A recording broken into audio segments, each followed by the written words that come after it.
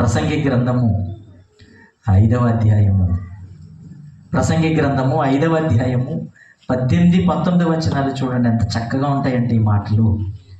18, 19 వచనాలు 5వ అధ్యాయంలో.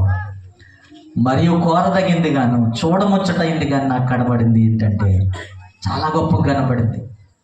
ఆస్తి ఉంటే చాలు, ఇదిగో సుఖము అన్న వాడి వెర్రి ఆలోచన తప్పు అని, ఏది మంచిదో ఏది మనకి గొప్పదో అని ఒక ముచ్చటగా కనబడుతున్న మాట ఒకటి నాకు కనబడిందండి. ఏంటో తెలుసా? దేవుడు తనకి నియమించిన ఆయుష్కాల దినములన్నీ ఒకడు అన్నపానములు పుచ్చుకొనొచ్చు తన కష్టార్జితం అంతటి వలన క్షేమంగా బ్రతకడం. అంతకు మించి ఏముందండి?